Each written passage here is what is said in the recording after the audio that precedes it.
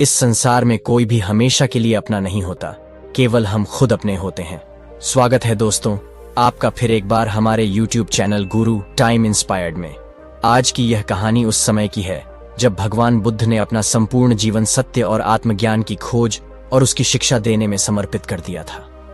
बुद्ध अपने शिष्यों के साथ विभिन्न गांवों और नगरों की यात्रा करते थे, जहां वे लोगों को जीवन की अस्थायी प्रकृति, दुख, मोह और आत्मज्ञान के मार्ग के बारे में समझाते थे। एक दिन बुद्ध अपने शिष्यों के साथ एक शांत और सुंदर गांव की ओर बढ़े, जो गंगा नदी के किनारे बसा हुआ था। यह गांव जीवन की सामान्य कठिनाइयों से जूझ रहा था। यहाँ के लोग रोजमर्रा के संघर्षों से परेशान थे, जिनमें गरीबी, सामाजिक असमानता और आपसी झगड़े शामिल थे। गांव में अंधविश्वास और धर्म के नाम पर लोग भटक रहे थे। उनका मानना था कि अगर वे किसी विशेष देवता की पूजा करें या अनुष्ठान करें तो उनके सारे दुख दूर हो जाएंगे, लेकिन असल में वे अपने भीतर के अज्ञान और मोह से जूझ रहे थे और उन्हें किसी ऐसे मार्गदर्शक की आवश्यकता थी जो उनकी अंधकारमयी दुनिया को रोशनी से भर सके। जब बुद्ध गांव में पहुंचे तो उनकी प्रतिष्ठा से गांव के लोग चकित हो गए। पूरे गांव में यह चर्चा फैल गई कि बुद्ध, जिन्हें ज्ञान की प्राप्ति हुई है, यहां आए हैं और वे उन्हें जीवन के दुखों से मुक्ति दिला सकते हैं। धीरे धीरे गांव के लोग बुद्ध के पास आना शुरू हुए और उनके प्रवचन की प्रतीक्षा करने लगे। इस गांव में एक वृद्ध महिला मालती रहती थी। मालती का जीवन बचपन से ही दुखों और संघर्षों से भरा हुआ था। जब वह छोटी थी तो उसके माता पिता का देहांत हो गया था। चाचा चाची ने उसकी परवरिश की, लेकिन उनके पास भी साधन सीमित थे। शादी के बाद उसने सोचा कि उसके जीवन में स्थिरता आएगी, लेकिन उसकी शादी भी उसके लिए संघर्ष का नया दौर बन गई। उसके पति बीमार पड़ गए और कुछ वर्षों बाद उनका निधन हो गया। मालती के 3 बच्चे थे और उसने अपना पूरा जीवन उनकी देखभाल में समर्पित कर दिया। उसने सोचा था कि जब उसके बच्चे बड़े हो जाएंगे तब वे उसका सहारा बनेंगे, लेकिन हुआ इसके विपरीत। समय के साथ उसके बच्चे अलग अलग शहरों में चले गए और अपने जीवन की राह पकड़ ली। वे मालती से मिलना कम करने लगे और अंततः उसे अकेला छोड़ दिया। यह अकेलापन और परित्याग मालती के लिए सबसे बड़ा दुख बन गया। वह हर रोज अपने बच्चों का इंतजार करती थी, लेकिन कोई भी उसे देखने नहीं आता था। मालती का सवाल हमेशा यही रहता था, मैंने अपने बच्चों के लिए इतना कुछ किया, उन्हें पाला पोसा और बेहिसाब प्यार दिया, फिर क्यों वे मुझे अकेला छोड़ गए? क्या मेरा उनके जीवन में कोई महत्व नहीं है? वह इस सवाल का उत्तर खोजने के लिए व्याकुल थी और यही उसे बुद्ध के पास ले आया। गांव के लोग बुद्ध के पास एकत्रित हो गए और बुद्ध ने उन्हें संबोधित करना शुरू किया। बुद्ध का प्रवचन जीवन की अस्थायी प्रकृति और मोह पर केंद्रित था। उन्होंने कहा, इस संसार में कुछ भी स्थायी नहीं है। हम सभी इस धरती पर एक यात्रा के हिस्से के रूप में आए हैं और यह यात्रा एक दिन समाप्त हो जाएगी। इस यात्रा में लोग मिलते हैं, रिश्ते बनते हैं, लेकिन यह सभी अस्थायी हैं। बुद्ध ने आगे कहा, तुम सभी सोचते हो कि तुम्हारे रिश्ते तुम्हारे साथ हमेशा रहेंगे, लेकिन यह मात्र एक भ्रम है। जैसे एक वृक्ष के पत्ते समय आने पर गिरते हैं और नए पत्ते आते हैं, वैसे ही जीवन में रिश्ते भी आते हैं और चले जाते हैं। इस सच्चाई को समझने वाला व्यक्ति ही सच्ची शांति पा सकता है। बुद्ध की बातें सुनते सुनते मालती की आंखों में आंसू भर आए। वह भीतर से टूट सी रही थी, उस सच्चाई को महसूस कर रही थी जिसे वह अब तक नकारती आ रही थी। वह कांपते हुए उठी और भारी मन से बुद्ध से बोली, भगवान, मेरे पास एक सवाल है। मैंने अपने बच्चों के लिए सब कुछ किया, उन्हें पाला, उनकी हर जरूरत का ध्यान रखा, लेकिन अब वे मुझे छोड़कर चले गए हैं। क्या यह सच्चाई है कि इस संसार में कोई अपना नहीं होता? बुद्ध ने उसकी ओर शांत और करुणा भरी दृष्टि से देखा। उन्होंने गहरे भाव में कहा, मालती, यह संसार अस्थायी है। जिस तरह पानी की एक बूंद समुद्र में मिलकर अपनी पहचान खो देती है, उसी तरह यहाँ के रिश्ते भी समय के साथ बह जाते हैं। यह सत्य है कि इस संसार में कोई भी व्यक्ति स्थायी रूप से अपना नहीं होता। लोग अपने अपने कर्मों के अनुसार आते हैं और चले जाते हैं। तुम्हारे बच्चे, जिन्हें तुमने प्रेम और त्याग से पाला पोसा, वे भी केवल अपने कर्मों के अनुसार तुम्हारे साथ थे। जब उनका कर्म तुम्हारे साथ था तब वे तुम्हारे पास रहे, लेकिन अब उनका कर्म उन्हें अन्य रास्तों पर ले गया है। यही मोह है जो तुम्हें दुख दे रहा है। बुद्ध ने करुणा से समझाया, मोह ही दुख का सबसे बड़ा कारण है। जब हम किसी व्यक्ति, वस्तु या स्थिति के प्रति मोह रखते हैं तो उनसे आसक्त हो जाते हैं, और जब वे हमसे दूर हो जाते हैं तब हमें असहनीय पीड़ा होती है। यह दुख इसलिए है क्योंकि हमने उन्हें स्थायी मान लिया था। जबकि यह संसार अस्थायी है। बुद्ध ने एक उदाहरण दिया। मान लो एक नाविक नदी के किनारे अपनी नाव खड़ी करता है और सोचता है कि वह नाव हमेशा वहीं रहेगी, लेकिन एक दिन जब बाढ़ आती है तो वह नाव बह जाती है।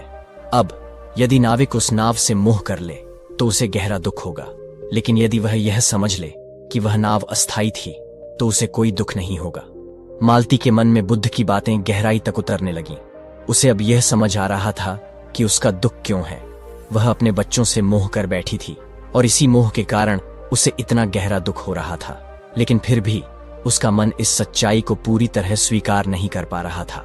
उसने अपनी रुक रुक कर आती सांसों को संभालते हुए पूछा, भगवान, आपकी बातें सही हैं, लेकिन क्या माता पिता का अपने बच्चों से मोह स्वाभाविक नहीं है?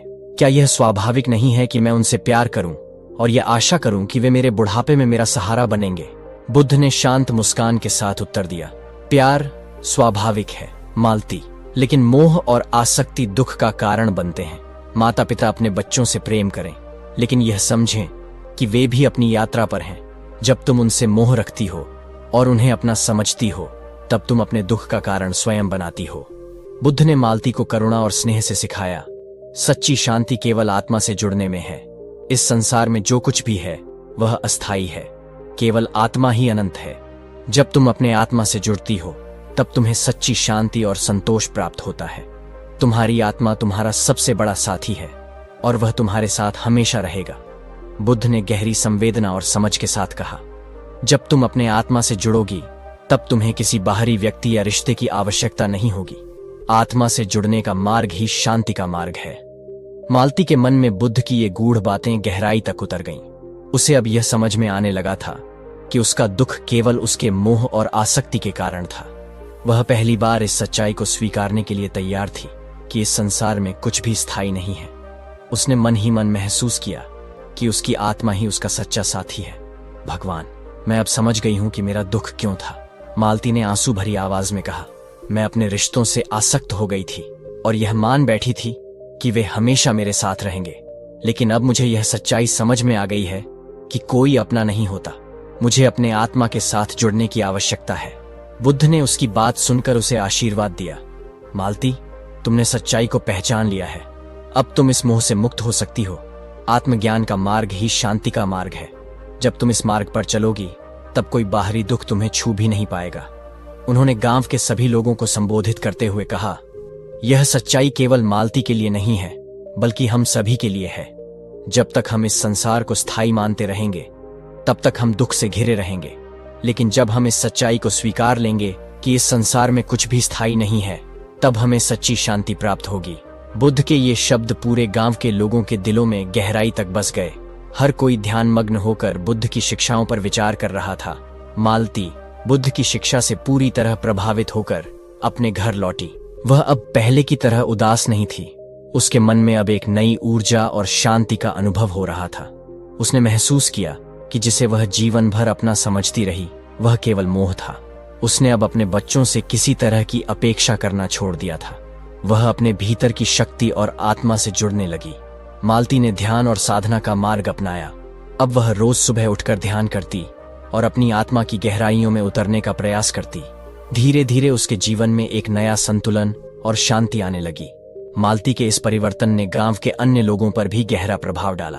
पहले जो लोग अपने रिश्तों, धन और संपत्ति के पीछे भागते थे, वे अब बुद्ध की शिक्षाओं को अपनाने लगे। उन्होंने समझ लिया कि इस संसार में कुछ भी स्थायी नहीं है और मोह से दूर रहकर ही सच्ची शांति प्राप्त की जा सकती है। गांव के लोग धीरे धीरे एक दूसरे के प्रति प्रेम और सहानुभूति से व्यवहार करने लगे, लेकिन अब वे किसी भी संबंध में आसक्त नहीं होते थे। गांव में ध्यान और साधना की संस्कृति पनपने लगी। लोग अब अधिक संतुलित और शांतिपूर्ण जीवन जीने लगे थे। बुद्ध की शिक्षाओं का गांव पर गहरा प्रभाव पड़ा। वह गांव अब शांति और संतोष का केंद्र बन गया था। लोग आपसी विवादों और प्रतिस्पर्धा से दूर हो गए थे। उन्होंने जीवन की अस्थायीता को स्वीकार कर लिया था। मालती के जीवन के अंतिम दिनों में वह पूरी तरह आत्मज्ञान प्राप्त कर चुकी थी। उसने अपने जीवन की अस्थायीता को समझ लिया था और मोह व आसक्ति से मुक्त हो गई थी। जब उसके निधन का समय आया तो वह पूरी शांति और संतोष के साथ अपने अंतिम क्षणों का सामना कर रही थी। उसके चेहरे पर एक गहरी शांति और मुस्कान थी जो उसके आत्मज्ञान की प्रतीक थी। मालती की आत्मा ने उस दिन मोक्ष प्राप्त किया और संसार के दुखों से मुक्त होकर परम शांति पाई। उसकी कहानी आज भी गांव के लोग अपने बच्चों को सुनाते हैं। यह सिखाते हैं कि सच्ची शांति बाहरी संबंधों में नहीं, बल्कि अपने आत्मा से जुड़ने में है।